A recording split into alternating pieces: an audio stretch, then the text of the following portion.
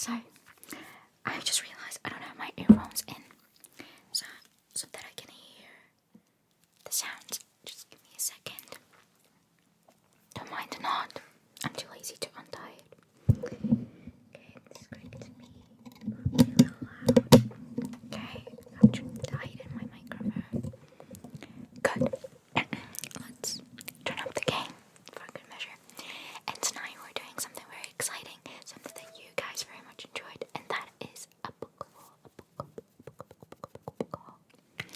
I have here, sorry they're kind of far away from me, so I have to reach for them. One, I'm going to do the same fashion, showing you the pages rather than the spines. 2, 3,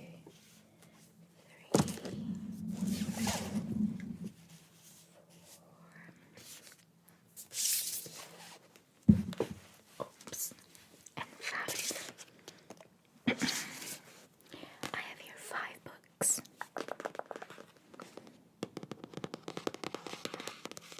And I'll genuinely try to do a lot more actual triggers rather than just rambling, like a lot more tapping and stuff like that. I'm going to put them in my lap. So yeah. Yeah, let's get started. 3 of these, why am I showing you 4? 3 of these books are new, and 2 are ones that I've already had in my collection, but in the fashion of my previous video book haul, I have not read them, so I kind of can't consider them as new books because they're just in my bookshelf, but they're essentially brand new because I have not gotten around to reading them. So yeah, I'm going to look at the order. Yeah, let's do them in the order that I have them in. Ooh, okay. So first things first. The first book is Shadow of the Tomb Raider, Path of the Apocalypse by S.D. Perry, official tie-in novel to the thrilling video game. Is that right up my alley? Is that right up my alley? I don't know if those of you that played Tomb Raider or like it or are aware of it, that you are aware of this novel, because I found this randomly and my life hasn't been the same since. The reason why I haven't gotten around to I'm going to turn up the volume from my earphones so that I can hear better.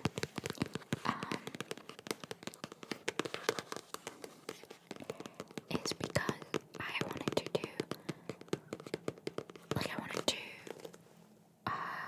kind of relive the experience of the Tomb Raider, the second reboot of the Tomb Raider. So I wanted to, go over the first game, the second, then read this because I believe this novel takes place prior to the events of it pains me, but I guess the final of the second reboot, the third game. But I just kind of haven't gotten around to doing that yet. I started and then something just made me stop, and yeah, nonetheless, I am very excited about it.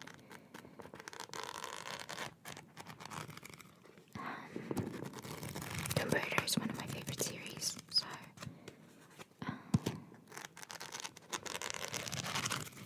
I think it's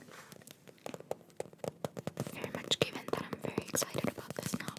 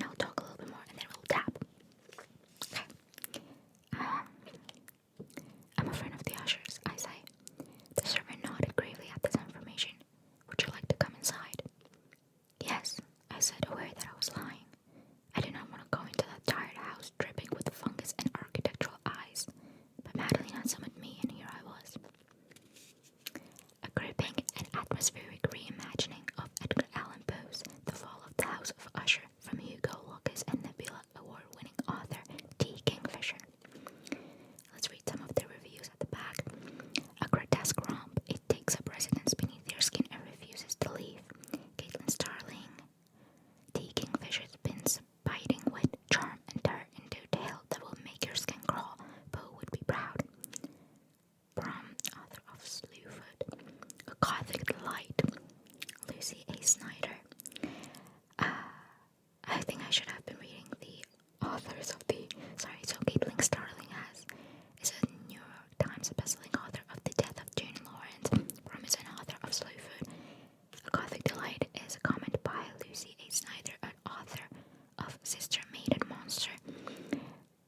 Dissect the heart of Poe's most famous tale and finds a wholly new mythology beating inside it. Pure fun. Andy Davidson, author of The Boatman's Daughter, perfectly hair-raising in all the right ways. Remy Mohammed, author of Beneath the Rising and hair-raising. Did I read that correctly? Because Beneath the Rising and then this is hair-raising. Sorry, sometimes my memory lately is just really shit. Okay, and the last one is When Moves to Dead is a must-read, period. Jordan Shively, author of Hot Singles in Your Area. I find it so funny that all of the other names were like Death of Jane Lawrence and like Sister, Maid, and Monster, and there's Hot Singles in Your Area tea. But yeah, this baby is expensive. Can you see that? God, I don't know if it will focus. It probably won't. I'm filming on my phone, and also I broke my phone back in December in Berlin, and I got a screen protector for the first time in my life because in panic I was like, I never want that to happen again, and I think it skews the camera a lot because yeah, whatever. But God, I cannot make this focus, I don't think. No, it's not gonna. Anyway, it says it's essentially $20 or 27 Canadian. She's expensive.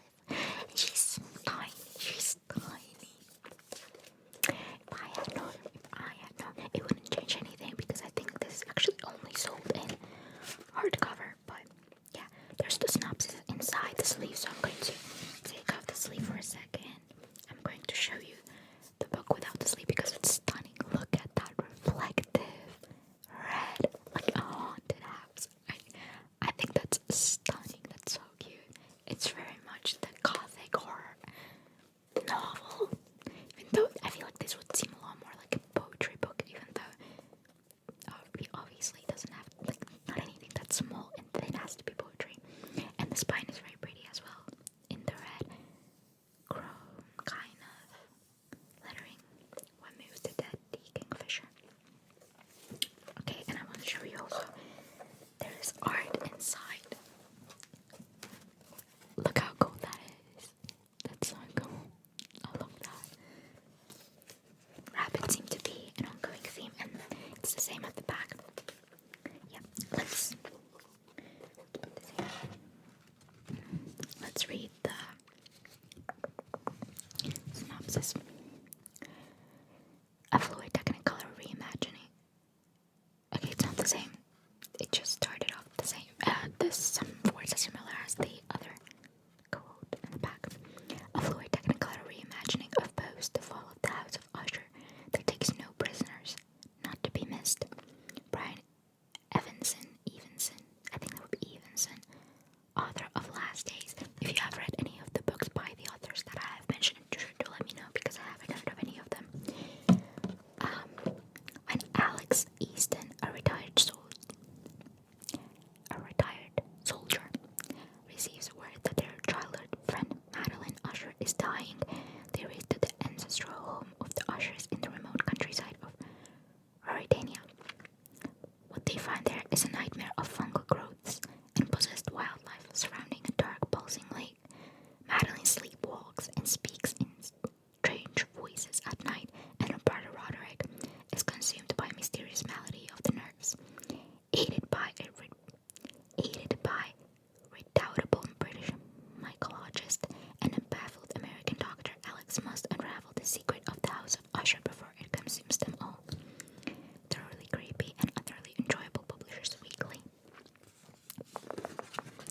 So yeah, I was drawn in because of the cover. I'm going to tap on the book now.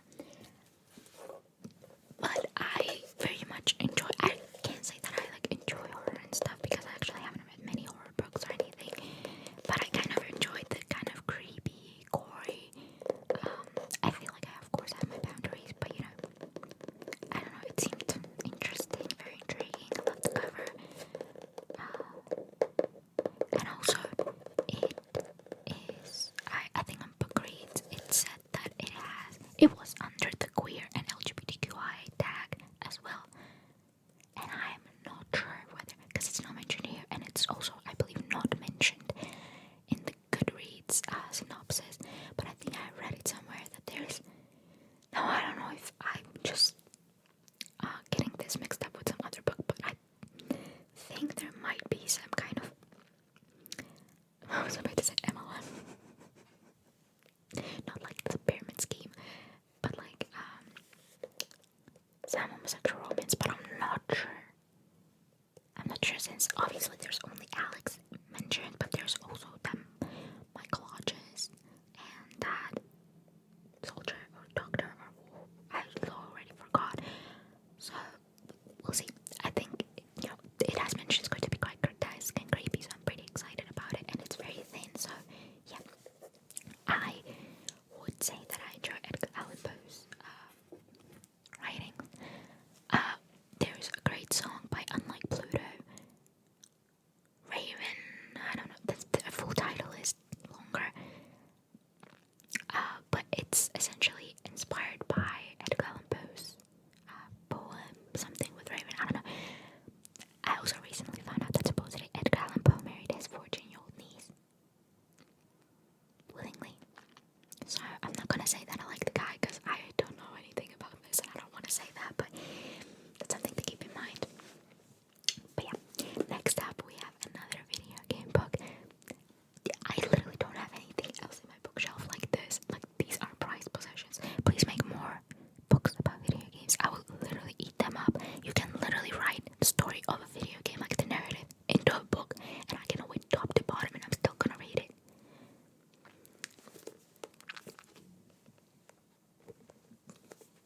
This is my baby. Have I tapped on a book? I'm literally so stupid. I'll tap on this one. Sorry. I'm getting erratic again.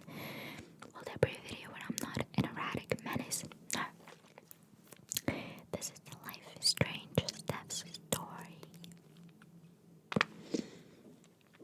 As I have mentioned on this channel, in my video game videos, or in random videos, I bet, I am a Steph Gingrich slut. This woman has me in a chokehold. She's my everything. When I found out that they're going to be making a novel of her story prior to the Life is Strange True Colors storyline, I knew I will sell my kidney for this book. I don't know what the author. I don't think she has written anything. Okay, I'm actually not sure what pronouns they use. It's by Rosie Thor. I'm not aware of any. I think I checked their works, but I don't think there was anything that really was a breakout. Let this be the breakout. If you don't know, Steph is a character that first appeared in the Life is Strange Before the Storm that was released in 2017, I believe. And she was kind of a minor character, like a side character in there, and then she made a reappearance in Life is Strange True Colors as one of the kind of like main characters, being a possible love interest and nonetheless an amazing friend to the main protagonist, Alex Chen. Steph Gingrich is one of the best characters in media. She's brilliant. She is a D&D queen. She played in a rock band or punk band. She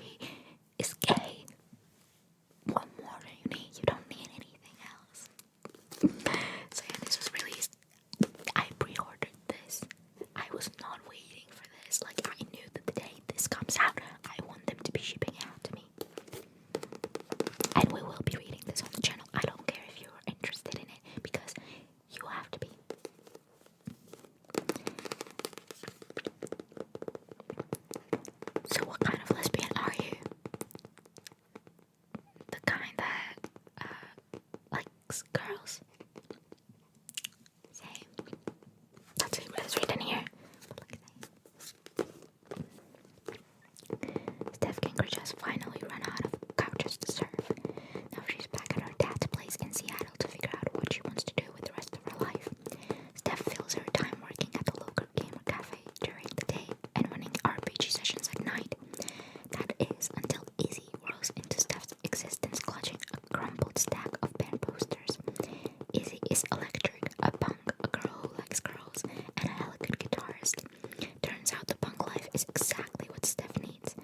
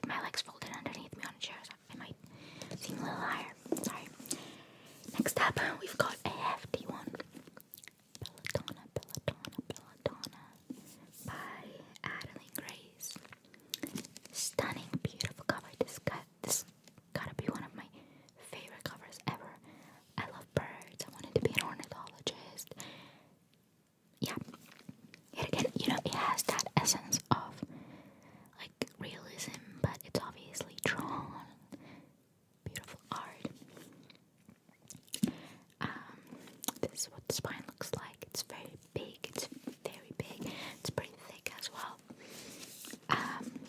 Let me give you a little backstory as to why I have a hardcover of this. Now, as I have mentioned, with The One Moves to Dead,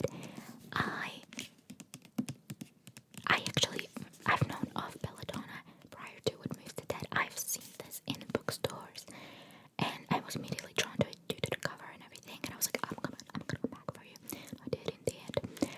But I then found What Moves to Dead, and I just had this compelling need because of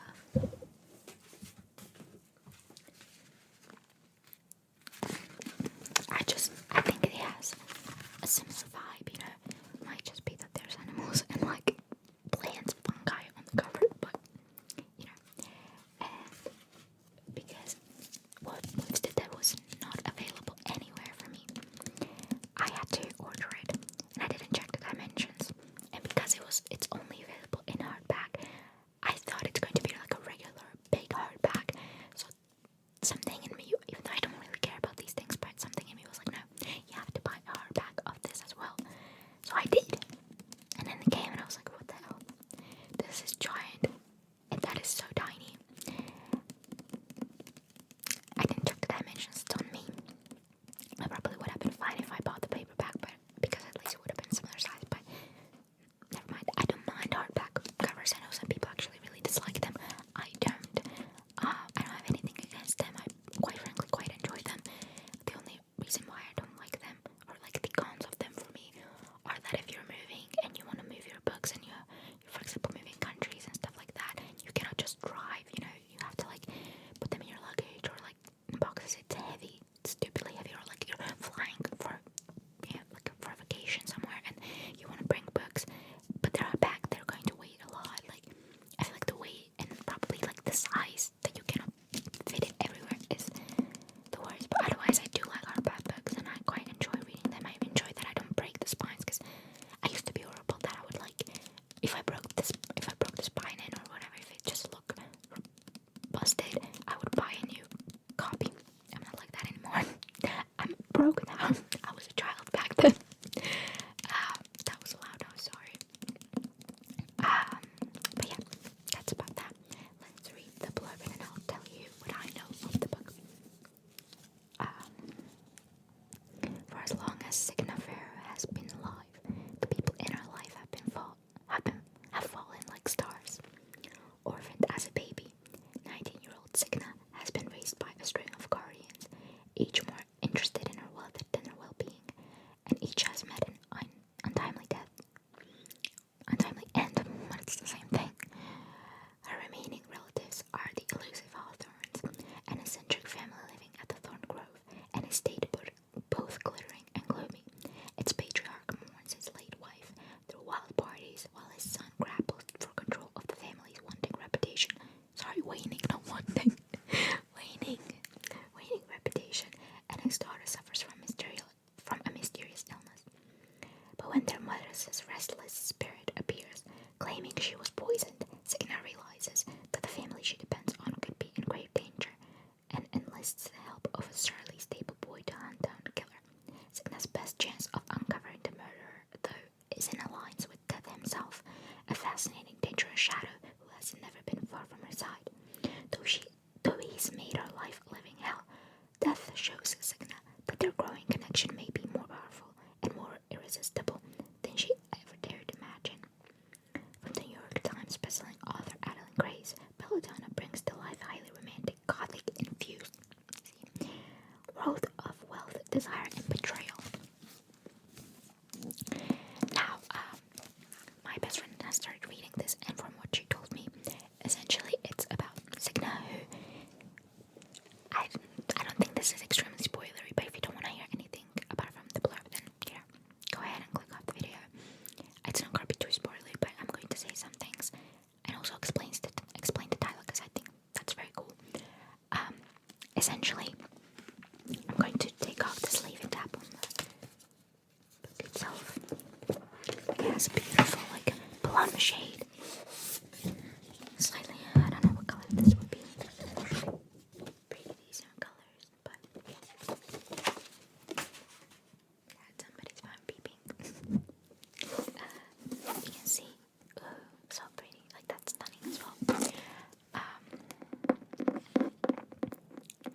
essentially, Signa, like her life has been very miserable, I would say, because she has been through essentially death of her entire family, and people around her keep dying. But the thing is that she keeps dying with them, but she has never been able to fully die.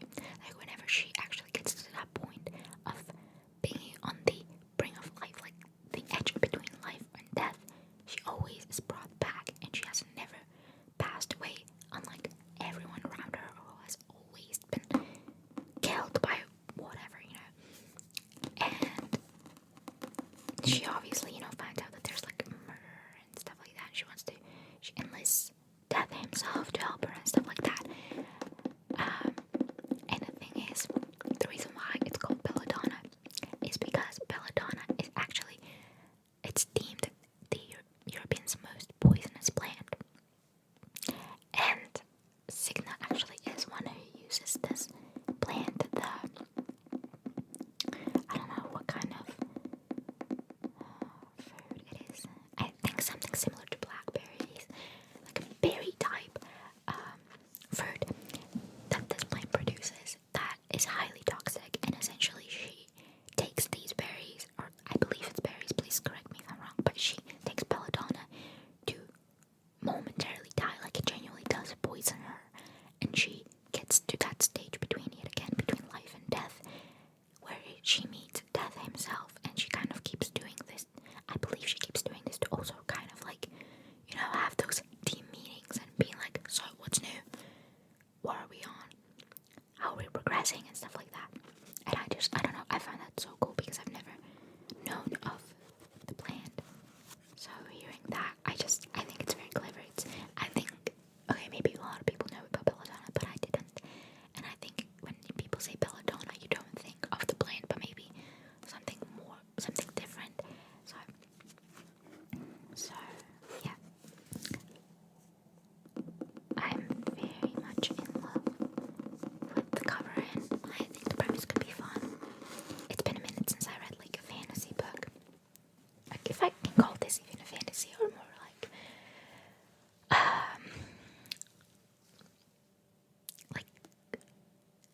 a book with some kind of supernatural aspect. Let's say that.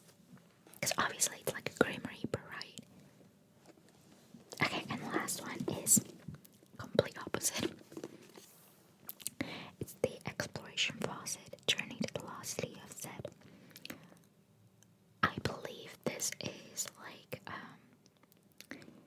this is Colner Percy Harrison Fawcett's diary, or like logs that were compiled in the book. It seems very much written on like a typewriter and stuff like that. There's some photos in here.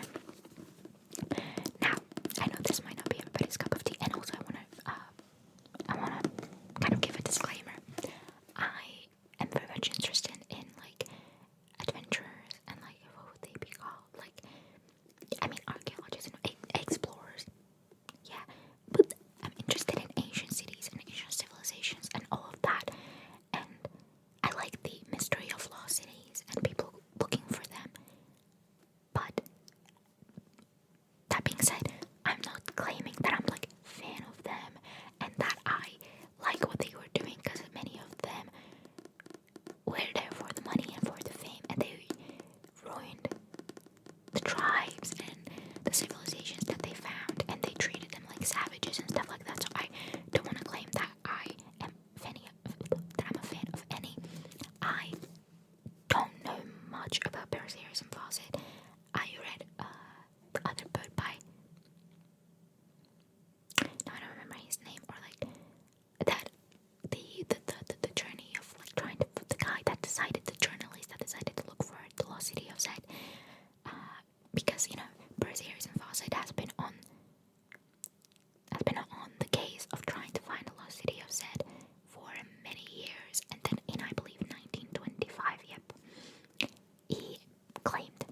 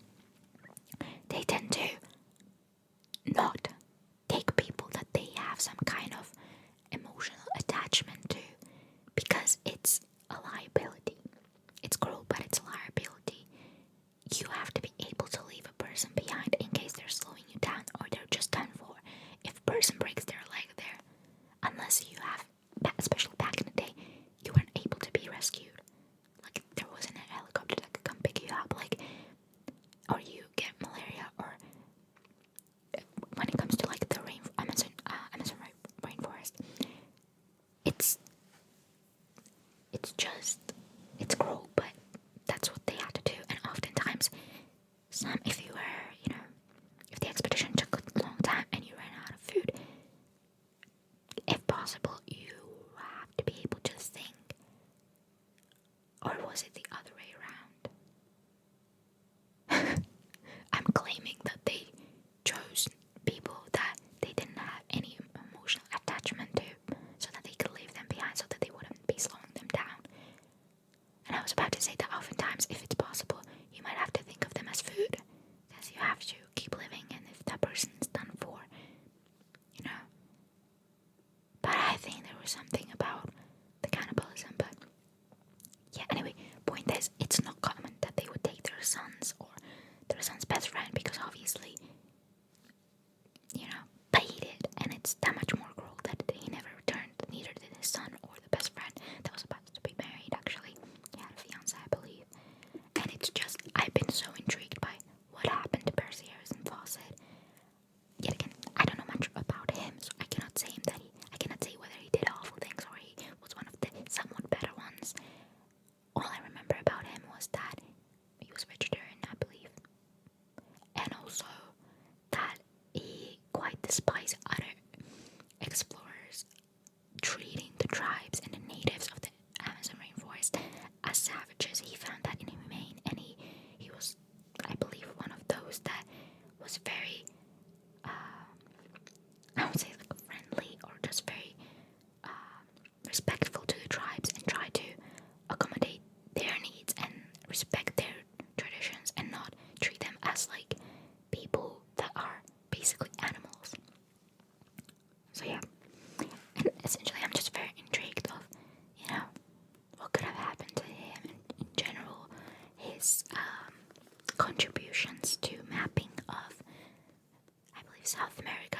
I think he's one of those that he actually contributed the most to the mapping of South America in the early 20th century, and maybe late 19th, I don't remember exactly, but yeah. That the cities exist, I know. Colonel Percy Harrison Fawcett, legendary British explorer, disappeared in Brazil's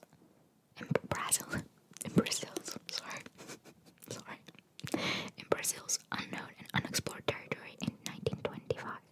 For 10 years, he had wandered through the remote jungles and along death-filled rivers in search of lost cities. Convinced he knew the location of such a hidden place, the lost city of Zed, longing to uncover the secrets of the Amazon, he headed off into the wild for the last time, never to be heard from again. The thrilling and astonishing story of what happened during that time has been compiled by his son from the records his father left behind, including manuscripts, letters, logbooks, and private papers. To this day, Colonel Fawcett's disappearance remains a great mystery.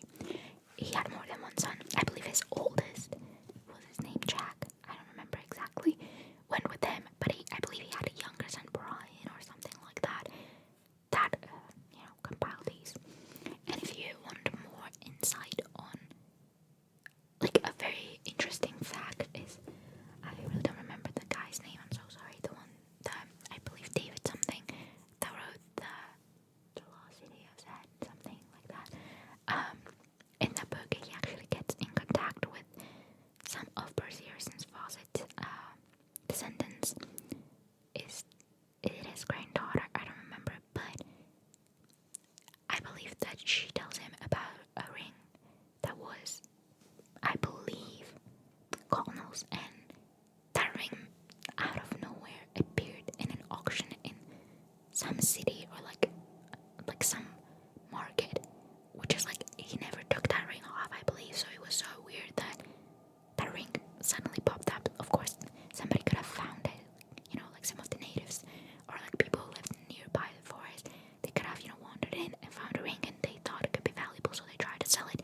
But what if he'd been jumped by someone, he's been robbed, they took supplies from his group, and that's why they died. Like, the entire thing, or just in general with people who have wandered into the rainforest with hopes of finding Percy Harrison Fawcett, like, wasn't it something called like a Fawcett fever, where people would just blindly go into the rainforest in like false hopes of trying to find what happened to Percy Harrison Fawcett, which is just, baby girl, like, it's horrible, like, that's absolutely delusional, and so many of them didn't make it, they never returned.